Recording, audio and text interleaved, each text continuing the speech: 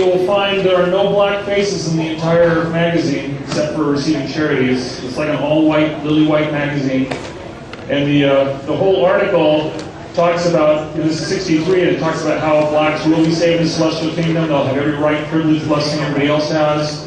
And the editor didn't believe that the reporter quoted correctly, as reporters, sometimes know what a reporter writes. So he went back and talked to Joseph F. Smith, and he said, after he read it, he said, "I stand by every word in the article," President Smith said, after reading aloud in Mr. Arthur's presence. "The Mormon Church does not believe, nor does it teach, that the Negro is an inferior being. Mentally and physically, the Negro is capable of great achievements, as great, and in some cases greater than the potential of the white race. He can become a lawyer, a doctor, a scientist, and he can achieve great heights. The word inferior is indeed unfortunate." And then he goes on and makes his infamous comment, considering his age and such, I think it was taken very much out of context with the rest of the article. Because the whole rest of the article talks about how wonderful they are and how they have all the blessings. So you're welcome to look at the article back here in this magazine. Good luck finding it. It took a while for us to get a hold of it. So, we'll have it back there. Next we have Dan Peterson speaking to us. Dan's always a conference favorite. He's one of our speakers. He's a native of Southern California, and I forgot my glasses again. I know. Pretty soon, get your glasses, Scott. Well, I appreciate Paul giving me a break as well, because I was able to do some other things. A native of Southern California, Daniel C. Peterson received a bachelor's degree in Greek and philosophy from Brigham Young University, and after several years of studying in Jerusalem and Cairo, earned his PhD in Near Eastern Languages and Cultures from the University of California at Los Angeles. That's UCLA. Dan Peterson is a professor of Islamic Studies and Arabic at BYU, as well as a member of the board and associate executive director of its Institute for the Study and Preservation of Ancient Religious Texts, which has produced a computer-digitized version of the Dead Sea Scrolls, electronically recovered damaged documents from the ruins of, I can't even pronounce that, Herculaneum, Petra, and elsewhere, and is engaged in joint publishing ventures with such institutions as the Vatican Apostolic Library in Rome. He is the executive editor of BYU's three-part Middle Eastern Text Initiative, which includes not only the Islamic translation series, but two sister series, Greco-Arabic Sciences and Philosophy, and Eastern Christian Texts. These series publish dual-language editions of classical works of medieval Arabic and Persian philosophy, Arabic medicine and science, and early Coptic, Syriac, and Christian Arabic literature. The University of Chicago Press distributes these volumes. He is the author of several books and numerous articles on Islamic and Latter-day Saints topics. Dr. Peterson served in the One and Only True Mission, Switzerland Zurich mission, my mission, and for approximately 8 years on the Gospel Doctrine Writing Committee for the Church of Jesus Christ of Latter-day Saints. He currently serves as a Gospel Doctrine teacher in his home ward. He is immediate past chairman of the Board of Trustees of the Foundation for Ancient Research and Mormon Studies, Farms, and edits the Farms Review of Books.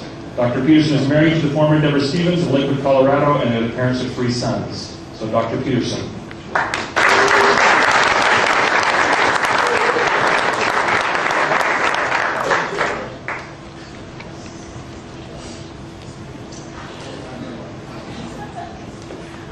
I apologize, I don't have a PowerPoint presentation or anything high-tech. In fact, I almost didn't, I'm really sorry. I almost didn't have anything at all. This thing is still almost too hot to touch. But I'm going to read it. I'll try to read it with feeling and so on and so forth, because I'd much rather just talk, but I've got too much stuff crammed into this to do that, so I'll just try to read it and do it with some sense of life. I was asked for a title for this thing, and I hadn't really thought of one. So I thought of one in the back here. They call it something like the Protean Joseph Smith. Maybe some of you know the legend of Proteus, Greek demigod or god, minor god, change shape at will. You'll see why I think of that title. In their editor's introduction to the recently published anthology entitled American Apocrypha, Dan Vogel and Brent Metcalf declare, had the Book of Mormon been what Joseph Smith said, not an allegory with spiritual import, but a literal history of Hebrew immigrants to America, this should have been verified by now. It's a strange statement. For example, one wonders when exactly the deadline for verification passed. Was it 2000, 1990, 1950, 1880? How was the date chosen? Who said it? And what would verification consist? Okay. Perhaps more significantly, though, one wonders why the statement could not just as easily be turned on its head. Were the Book of Mormon false, they should have been verified by now. One could, with at least equal justification, announce that had the Book of Mormon been a fraud, its critics should by now have been able to agree on an explanation as to how, why, and by whom it was created. That they have not seems to me powerful evidence that it is not in fact fraudulent, and that its dedicated enemies, who have devoted immense amounts of energy to their enterprise for the better part now of 2 centuries, have signally failed. The fact is, the falsehood of the book has no more been demonstrated to the satisfaction of all serious observers than has its truth. But what is even more striking is that critics of the Book of Mormon have not yet been able even to formulate a coherent counter-explanation, a unified global theory, with which to challenge the traditional story of the book's origins. John A. Widtsoe remarked in his 1951 preface to the second volume of Francis Kirkman's New Witness for Christ in America, "Unbelievers in Joseph Smith's story have not been able to agree on any one explanation. It has even been necessary by some writers to change the explanation they first proposed. This unsuccessful changing search is of itself an evidence of the truth of the prophet's own story." At first, Joseph Smith was regarded as wholly responsible for the production of the Book of Mormon. This was the explanation that completely dominated skeptical discourse until roughly 4 years after the publication of the book. But it arose before the book even appeared.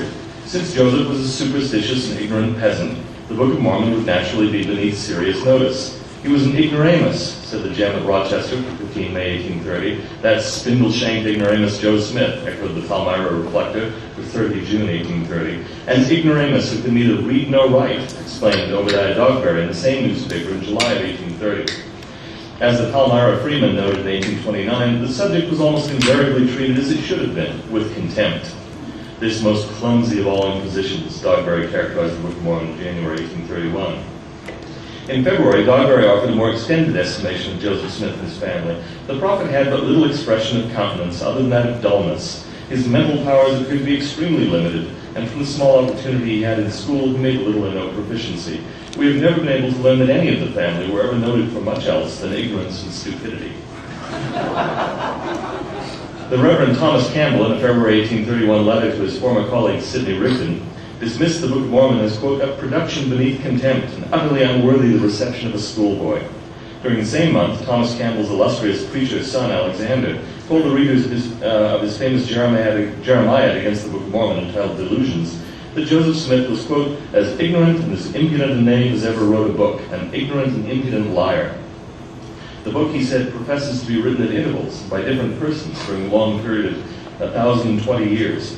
And yet, for uniformity of style, there never was a book more evidently written by one set of fingers, nor more certainly conceived in one cranium since the first book appeared in human language than this same book. If I could swear to any man's voice, face, or person, assuming different names, I could swear that this book was written by one man. And as Joseph Smith is a very ignorant man and is called the author on the title page, I cannot doubt for a single moment that he is the sole author and proprietor of it.